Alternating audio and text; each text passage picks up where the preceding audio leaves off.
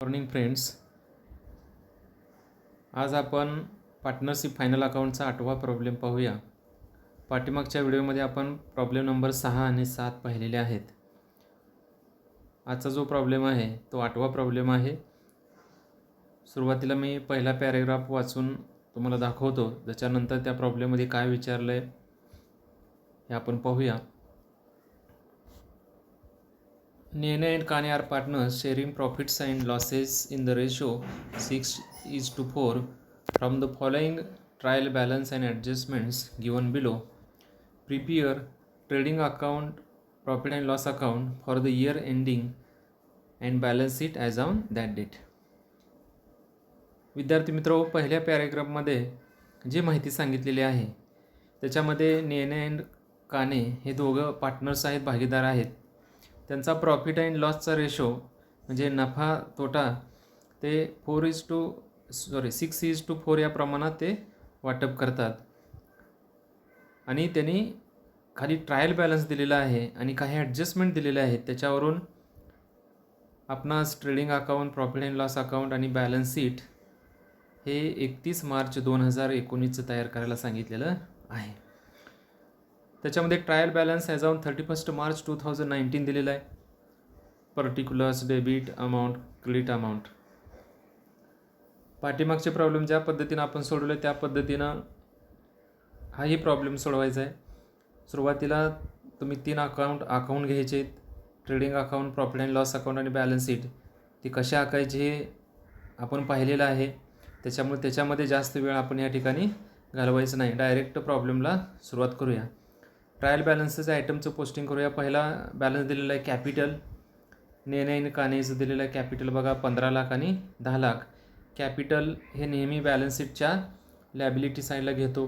Balance शीटच्या liability साईडला घेतले बघा. कॅपिटल नेने इनरला 15 लाख. त्याच्याच खाली ॲडजस्टमेंट आहेत बघा. कॅपिटलवरती प्रॉफिट लॉस एक, ड्रॉइंग्ज एक दिलेलं आहे त्यांनी ट्रायल बॅलन्समध्ये. त्याच्यामुळं नेनेच्या कॅपिटलच्या खाली साधारणतः 4 ते 5 लाईन सोडा आणि त्याच्या खाली कानेचं कॅपिटल लिहा. इनरलाच 10 लाख रुपये. आणि कानेच्या कॅपिटलच्या खाली पण तुम्ही काय करायचं, 3 ॲडजस्टमेंट दिलेले आहेत. ॲडिशनल ड्रॉइंग्ज एक आहे त्याचं. त्याच्यामुळं साधारणतः 6 लाईन सोडायच्या कानेच्या कॅपिटलच्या खाली. समजलं. कॅपिटल बॅलन्सच्या लॅबिलिटी साईडला इनरला घेतले आपण. हा झाला पहिला आयटम. त्यानंतर दुसरा आयटम जो दिला आहे सनरी डेटर्स 4,50,000. बॅलन्स शीटच्या असेट साईडला आपण सनरी डेटर्स मोटर व्हेकलच्या खाली घेतलेला आहे. सनरी डेटर्स 4,50,000. इनरला घेतलं, त्याच्यावरती ॲडजस्टमेंट 2 दिलेले आहेत. साधारणतः 4 लाईन सोडायच्या डेटर्सच्या खाली. सनरी डेटर्स आपण पोस्टिंग केलं. त्याच्यानंतर सनरी क्रेडिटर्स दिलेलं आहे 3 लाख रुपये. हे जातील बॅलन्स शीटच्या लॅबिलिटी साईडला. Sundry creditors, balance sheet, liability side. कानेच्या कॅपिटलच्या खाली साधारणतः 6 लाईन सोडायच्या आणि सनरी क्रेडिटर्स घेतले बघा त्यांनी आउटरला. ॲडजस्टमेंट नाही, 3 लाख रुपये. त्याच्यानंतर पुढचा जो आयटम दिलेला आहे तो आहे रेंट इन ब्रॅकेट 10 मंथ्स म्हटलेलं आहे बघा. रेंट हे 10,000 रुपये दिलेलं आहे 10 महिन्याचं. रेंट हा एक्सपेंडिचर आहे. प्रॉफिट अँड लॉस अकाउंटच्या डेबिटला येतो आयटम. प्रॉफिट अँड लॉस अकाउंटच्या डेबिटला घेतलेला आहे बघा टू रेंट. इथं घेतलेला आहे बघा खालीच टू रेंट. इनरला 10,000 रुपये. साधारणतः प्रॉफिट अँड लॉस अकाउंटच्या डेबिटलाच हा आयटम घ्यायचा आहे टू रेंट. इनरला 10,000 रुपये. नंतर ॲडजस्टमेंटचा विचार करू.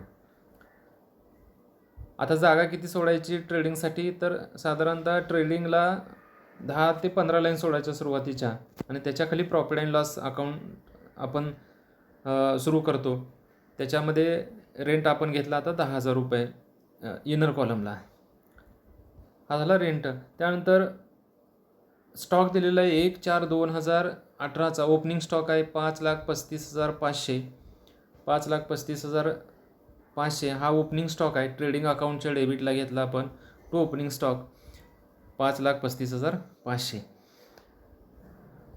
त्याच्यानंतर दिलेला आयटम प्रिमायसेस 8,50,000. प्रिमायसेस बॅलन्स शीटच्या असेट साईडला जाईल प्रेमायसेस. डेटर्सच्या खाली घेतले बघा त्यांनी प्रेमायसेस 8,50,000. त्याच्यावरती ॲडजस्टमेंट नाही. नेक्स्ट आयटम दिलेला आहे सॅलरीज. सॅलरीज 50,000 दिलेलं आहे. सॅलरीज प्रॉफिट अँड लॉस अकाउंटच्या डेबिट साईडला इनरला घेतलेला आहे आपण 50,000 रुपये, कारण त्याच्यावरती आउटस्टँडिंगची ॲडजस्टमेंट दिलेली आहे. ॲडजस्टमेंट्स आपण नंतर विचार करू. त्याच्यानंतर पुढचा जो आयटम दिलेला आहे तो दिलेला आहे डिस्काउंट. डिस्काउंट आता 2 दिलेत बघा. एक डेबिटचा 800 दिलेला आहे आणि क्रेडिटचा 950 दिलेला आहे. आता डेबिटचा जो आहे तो ह्यांनी पेड केलेला आहे, ह्या दोघांनी, म्हणजे ह्यांचा एक्सपेंडिचर आहे म्हणून हा प्रॉफिट अँड लॉस अकाउंटच्या डेबिटला येईल. आणि 950 ह्यांना रिसिवड आहे त्याच्यामुळे हा कुठं जाईल प्रॉफिट अँड लॉस अकाउंटच्या क्रेडिट साईडला.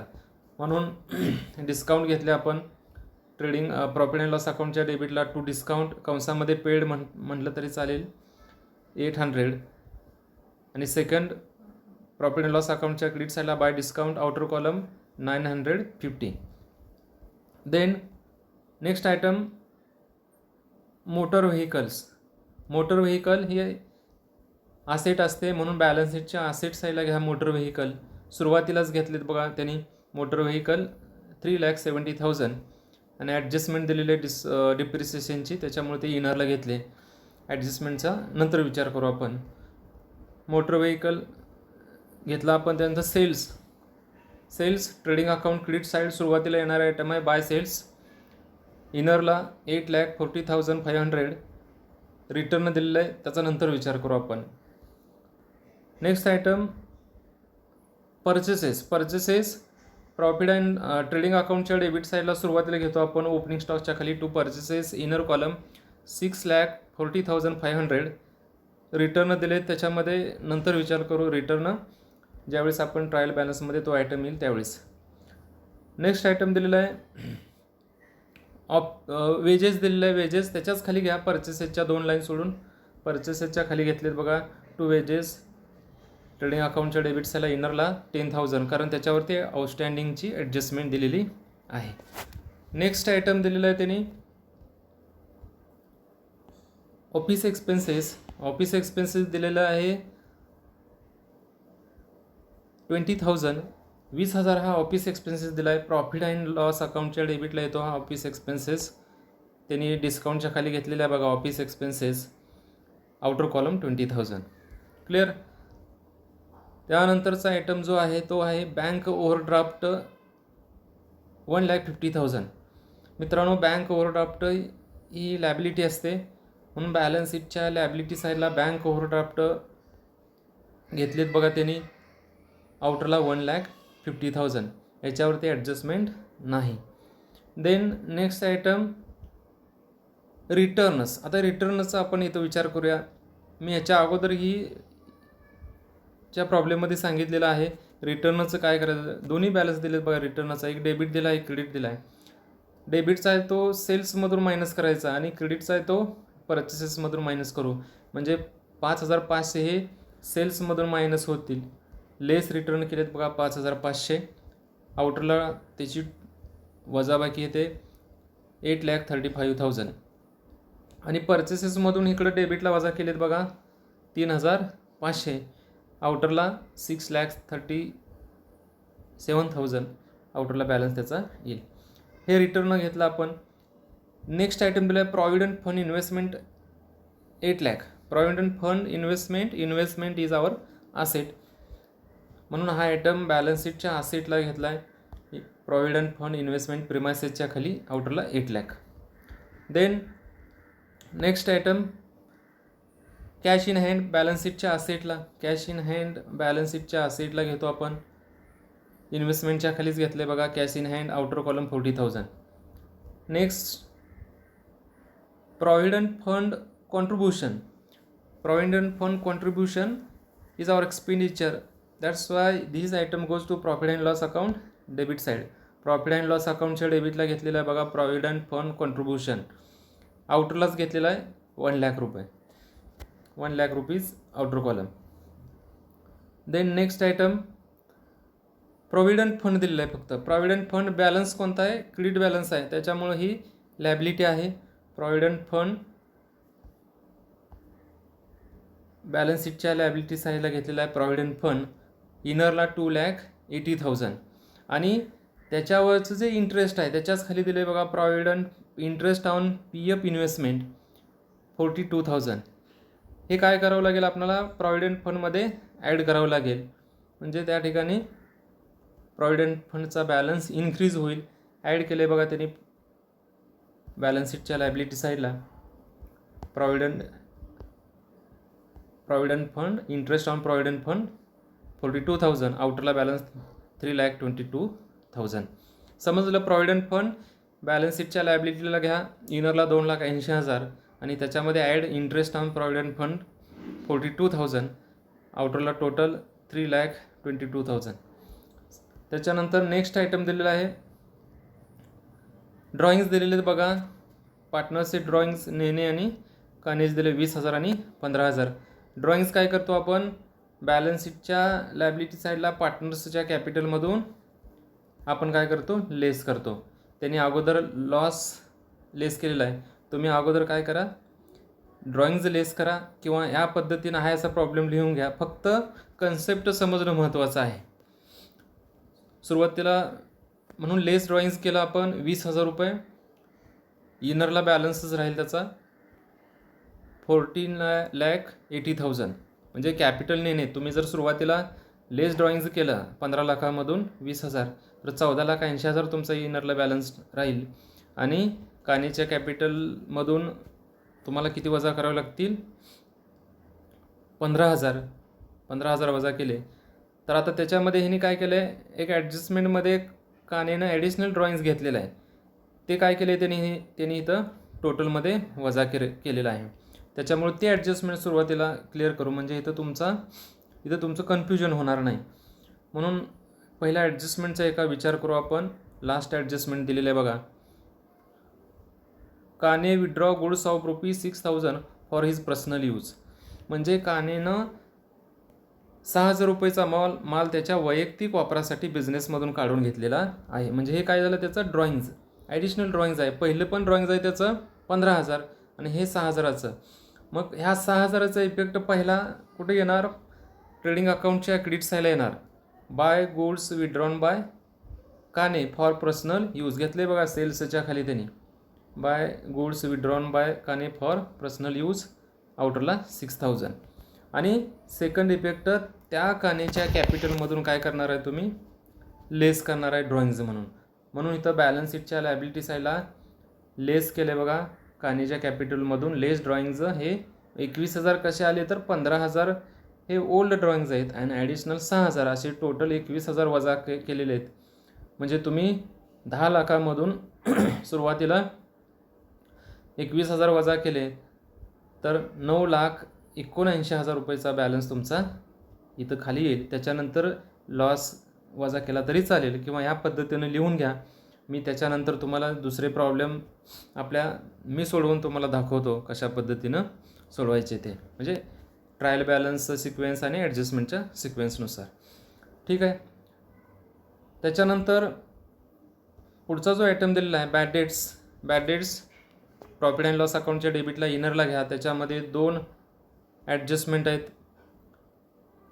ओल्ड बॅड डेट्स म्हणून घ्या इनरला 3,350 आणि त्याच्याखाली साधारणतः 5 लाईन सोडा, कारण ओल्ड पण आपल्याला इकडे ट्रान्सफर करायचे आहेत. त्याच्यानंतर RDD दिलेले बघा 3,700 क्रेडिट बॅलन्स आहे. प्रॉफिट अँड लॉस अकाउंटच्या क्रेडिटला घ्या किंवा याचा नंतर आपण विचार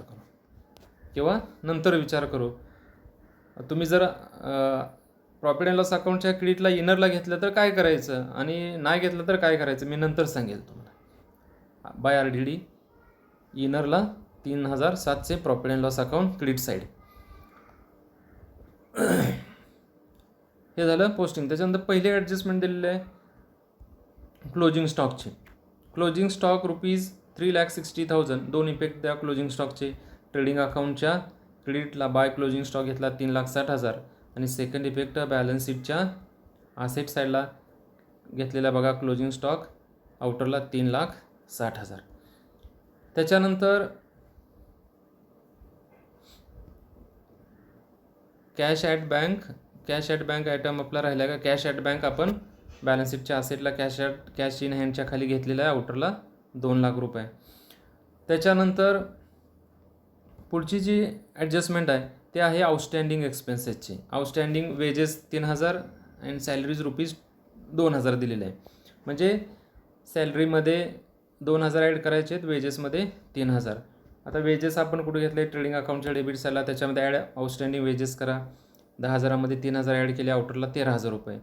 त्याच्यानंतर सॅलरीजमध्ये ॲड आउटस्टँडिंग करा 2,000 रुपये, आउटरला टोटल त्याची 52,000. समजलं. त्याच्यानंतर सेकंड इफेक्ट बॅलन्स शीटच्या लायबिलिटी साईडला आउटस्टँडिंग एक्सपेन्सेस असं हेडिंग द्या, त्याला अंडरलाईन करा. त्याच्याखाली वेजेस इनरला 3,000, सॅलरीज इनरला 2,000 आणि इनरलाच ठेवा, कारण आणखी एक आउटस्टँडिंग रेंटचे आपल्याला हिडन ॲडजस्टमेंट दिलेले आहे, तो आपण नंतर विचार करू त्या ॲडजस्टमेंटचा. इनरलाच 2,000 रुपये ठेवा. हे झालं आउटस्टँडिंग एक्सपेन्सेसची. त्याच्यानंतर पुढची जी ॲडजस्टमेंट दिलेली आहे ती depreciate motor vehicle at the rate 5% per annum. 5% motor व्हेकलवरती डिप्रिसिएशन दिलं आहे. मोटर व्हेकल बॅलन्स शीटच्या असेटला घेतले बघा. मोटर व्हेकल किती आहे, 3,70,000च्या 5% 18,500 डिप्रिसिएशन आलं, मायनस केले 3,51,500 आउटरला बॅलन्स राहील. डिप्रिसिएशन कुठे घेतो आपण, प्रॉफिट अँड लॉस अकाउंटच्या डेबिट साईडला. त्याचा second effect to depreciation on motor vehicle घेतलेल्या बघा सॅलरीच्या खालीच 18,500 आउटरला. डिप्रिसिएशन समजले ॲडजस्टमेंट. पुढं write off bad debts of ₹5,000 and provide for RDD at 5% on sundry debtors. Bad debts 5,000 रुपये राईट ऑफ करायचे डेटर्समधून आणि येणाऱ्या बॅलन्सवरती RDDची 5% प्रोव्हिजन करायचे. म्हणजे डेटर्सवरती ॲडजस्टमेंट त्यांनी 2 दिलेले आहेत. बॅलन्स शीटच्या असेटला तुम्ही जागा सोडलेली असेल डेटर्समधून, सुरुवातीला बॅड डेट्स वजा करायचे 5,000. त्याच्यानंतर जो बॅलन्स येतो 4,45,000 त्याच्यावरती लेस RDDची प्रोव्हिजन 5%नं करायची. तो 5%चा किती येतो 22,250. आउटरला 4,22,750 डेटर्सचा राहील. त्याच्यानंतर हे जे सेकंड इफेक्ट कुठं जातील, प्रॉफिट अँड लॉस अकाउंटच्या डेबिटला. म्हणजे बॅड डेट्स 5,000, RDD 22,250. आपण घेऊ सेकंड इफेक्ट. सुरुवातीला तुम्हाला सांगितलं 5 एक लाईन जागा सोडा टू बॅड डेट्स ओल्ड. त्याच्यामध्ये ॲड न्यू बॅड डेट्स किती झालेत 5,000. ॲड न्यू RDD किती आहे साधारणतः 22,250. टोटल 30,600 इनरलाच. आता इथं ओल्ड RDDचा विचार करूया. ज्या विद्यार्थ्यांनी बाय RDD म्हणून क्रेडिटला लिहिलेलं आहे प्रॉफिट अँड लॉस अकाउंटच्या, इनरला किती लिहिला असेल 3,700, त्यांनी त्याच्याच खाली लेस ट्रान्सफर म्हणा 3,700 आणि आउटरला लिहिल्या. समजलं. ज्या विद्यार्थ्यांनी क्रेडिटला लिहिली नाही RDD by RDD old recover झालेली, त्यांनी काय करायचे, डायरेक्ट इथं लेस करायचे प्रॉफिट अँड लॉस अकाउंटच्या डेबिटला. लेस RDD ओल्ड म्हणा 30,600मधून 3,700 मायनस होतील, 26,900 बॅलन्स शिल्लक राहतो. समजलं. बाय RDD जर क्रेडिटला दिले असेल म्हणजे रिकवर झालेले RDD ट्रायल बॅलन्समध्ये दिले असेल तर काय करायचे, दोन्ही पद्धतीने करू शकता. एक तर ट्रान्सफर करू शकता किंवा ट्रान्सफर तिकडं पोस्टिंग न करता क्रेडिटला डायरेक्ट ट्रायल बॅलन्सची उचलून इथं डेबिटला आणून वजा करायची. म्हणजे बघायचा बॅलन्स कोणता जास्त आहे.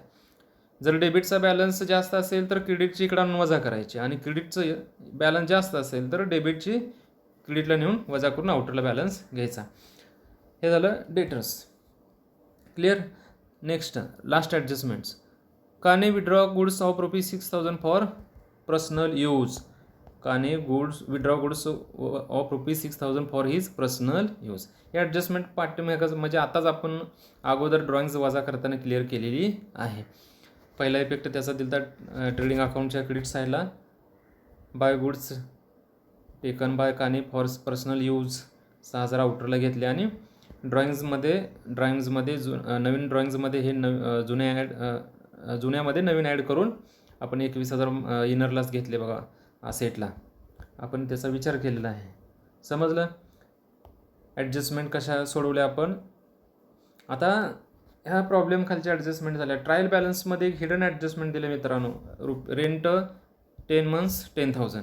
आता ही ॲडजस्टमेंट कशी सोडवायची? पाठीमागच्या प्रॉब्लेममध्ये पण असे एक ॲडजस्टमेंट होती बघा, आपण सोडवलेली आहे आउटस्टँडिंगची हिडन ॲडजस्टमेंट. आता ही ॲडजस्टमेंट सोडवण्यासाठी आपण एक वर्किंग नोटचा आधार घेऊ. वर्किंग नोट एक तयार केलेली आहे, वर्किंग नोट म्हणा. त्याच्यानंतर आता दिलेलं आहे बघा, rent for 10 months is equal to rupees किती 10,000 दिलेलं आहे.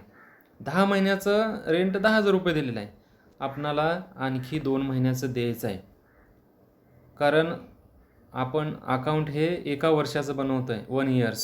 एका वर्षामध्ये किती महिने असतात? 12 महिने असतात. त्याच्यामुळं भाडं देत असताना 12 महिन्याचं द्यावं लागणार आहे. या दोघांनी भाडं 10 महिन्याचंच 10,000 रुपये दिलेलं आहे. म्हणजे आपल्याला कॅल्क्युलेट करावं लागेल 2 महिन्याचं आणखी किती येणार आहे. म्हणून खाली लिहायचं 10 months rent is equal to rupees 10,000. 10 महिन्याचं भाडं किती आहे? 10,000. तर एका महिन्याचं किती? 1 month rent is equal to rupees what, म्हणजे किती क्वेश्चन मार्क केलेला आहे ते काढायचं आपल्याला. मग कसं करायचं? 1ला वरती न्यायचं, 1ला अंशस्थानी, 10ला छेदस्थानी आणायचं. म्हणजे 1/10 गुणुले रेंट किती दिलं आहे 10 महिन्याचं? 10,000 बरोबर रुपीज 1,000, म्हणजे 1,000 आलं. म्हणजे एका महिन्याचं भाडं किती आलं? 1,000. 1 month रेंट रुपीज 1,000 आलेलं आहे. तर 2 months रेंट्स आपल्याला द्यायचं आहे, 2 महिन्याचं भाडं द्यायचं आहे. तर 2 महिन्याचं किती येईल? 2,000 येईल. 1,000 गुणिले 2, 2,000. म्हणजे आउटस्टँडिंग रेंट किती असेल? 2,000. म्हणजे आणखी 2,000 रुपये हे रेंट द्यावं लागेल. दे नाही, बॅलन्स शीट काय करावं लागेल? याचा इफेक्ट पहिला प्रॉफिट अँड लॉस अकाउंटच्या डेबिटला रेंटमध्ये ॲड करावं लागेल, आणि सेकंड इफेक्ट बॅलन्स शीटच्या कुठे घ्यावं लागेल? लॅबिलिटी साईडला घ्यावं लागेल. रेंटमध्ये इथं ॲड करायचं आपण पहिला. इथं केलं आहे बघा, रेंटमध्ये टू रेंट, त्याच्यामध्ये 2,000 रुपये आउटस्टँडिंग दाखवले, आउटरला 12,000 रुपये. आणि सेकंड इफेक्ट बॅलन्स शीटच्या लॅबिलिटी साईडला हेडिंग खाली जागा तिथं आहे बघा, रेंट आपण घेतलेला आहे. सॅलरीजच्या खाली जागा सोडायला सांगितली, त्या पद्धतीनं रेंट इनरला 2,000 घेऊन त्याची टोटल 3 आयटमची 7,000 रुपये आउटरला घेतलेली आहे. समजलं? हे झालं ॲडजस्टमेंट. समजलं सर्वांना? सर्व ॲडजस्टमेंट आपण सोडवलेल्या आहेत. त्याच्यानंतर क्लोज करायचं अकाउंट. पहिला ट्रेडिंग अकाउंट क्लोज करूया. कोणती साईड जास्त आहे? क्रेडिट साईड जास्त आहे. 12,01,000 क्रेडिट येते. डेबिटला तेवढेच लिहून घ्यायचे, 12,01,000. या 12,01,000 मधून डेबिटचे डायरेक्ट एक्सपेन्सेस वजा केले तर बॅलन्स किती राहतो? To gross profit carry down 15,500. 15,500 transfer केला by gross profit, brought down करायचा प्रॉफिट अँड लॉस अकाउंटच्या क्रेडिट साईडला. 15,500 इथं ब्रॉड डाऊन होईल बाय GP ब्रॉड डाऊन 15,500. आता इथं मात्र profit and loss account close करत असताना रफमध्ये टोटल करायची. तुम्ही रफमध्ये टोटल केली तर डेबिट साईडची जास्त येते मित्रांनो, 2,30,200 येते. क्रेडिटची कमी येते, दिसते तुम्हाला 15,500, 950 आहेत फक्त क्रेडिटला, आणि डेबिटला मात्र 2,30,200 आहेत. म्हणजे कोणती साईड जास्त आहे? डेबिट. क्रेडिटला 2,30,200 लिहून घेतले. आता जर खर्च उत्पन्नापेक्षा जास्त असेल तर काय येईल? लॉस येईल, नेट लॉस येईल. म्हणून क्रेडिटला लिहायचं आता by net loss transfer to, कंसामध्ये ट्रान्सफर टू कॅपिटल अकाउंट. हा लॉस दोघांचा आहे म्हणून त्याच्या खाली दोघांची नावं लिहा, नेने काने. आणि 2,13,750 हा निव्वळ तोटा येतो, नेट लॉस येतो. याचं वाटप केलं. वाटप कसं करणार? आता रेशो त्यांनी दिलेत बघा सुरुवातीलाच. वाटप करत असताना 6/4 म्हणजे 3/2 पद्धतीनं होईल. 2 भाग जातो 6ला आणि 4ला, बेत्रिक 6 बेदोनी 4, 3/2 वाटप केलं तर त्याचं वाटप येतं नेनेला 1,28,250 आणि कानेला 85,500. वाटप कसं करायचं मी पाठीमागच्या व्हिडिओमध्ये सांगितलेलं आहे, कॅल्क्युलेशन करून मी सांगितलेलं होतं. हे झालं. हा झाला लॉस. लॉस कुठं ट्रान्सफर केला आहे? कॅपिटलला. कॅपिटल कुठं? बॅलन्स शीटच्या लॅबिलिटी साईडला. मी अगोदरच सांगितलं होतं, ड्रॉइंग्ज वजा करून तुम्ही नेट लॉस वजा केलं तरी चालेल, किंवा काही विद्यार्थ्यांनी या पद्धतीने पहिला लॉस वजा करून नंतर ड्रॉइंग्ज केलं, पण आपली पद्धत बरोबर आहे. ही चुकीची असं नाही, पण आपण सिक्वेन्सनं काय करतो? पहिला ड्रॉइंग्ज वजा करतो ट्रायल बॅलन्सचं पोस्टिंग करत असताना, नंतर प्रॉफिट किंवा लॉस वजा करतो. मग नेट लॉस किती वजा होईल? 1,28,750 नेनेचा. त्याची आउटरला टोटल किती राहील? 13,51,750 13,51,750 आणि नेनेच्या कानेच्या कॅपिटलमधून लेस केला नेट लॉस 85,500 त्याची टोटल आउटरला 8,93,500 आणि शेवटी आपण काय केलं? बॅलन्स शीटची टोटल केली. बॅलन्स शीटची लायबिलिटीची 30,24,250 येते आणि असेटची पण 30,24,250 आपला प्रॉब्लेम त्या ठिकाणी टॅली होतो. आपण काय काय केलं? व्यवस्थित आयटमचं पोस्टिंग केलं, ॲडजस्टमेंट क्लिअर केल्या आणि त्याच्यानंतर एक वर्किंग नोट तयार केली आणि प्रॉब्लेम क्लोज करत गेलो. प्रॉब्लेम क्लोज करत गेल्यानंतर GP ट्रान्सफर केला, NP आला, NL आला, नेट लॉस आला, कॅपिटलमधून मायनस केला आणि शेवटी तो वजा करून बॅलन्स शीटची टोटल आपण घेतली. टोटल व्यवस्थित दोन्ही आपली टॅली झालेली आहे. अशा पद्धतीनं आपला प्रॉब्लेम त्या ठिकाणी 8 नंबरचा संपलेला आहे. याच्यामध्ये काय डाऊट असतील तर तुम्ही विचारू शकता. मग मोबाईलवरती कॉल करा किंवा व्हिडिओ व्हॉट्सॲपवरती तुम्ही मेसेज करू शकता. थँक्यू.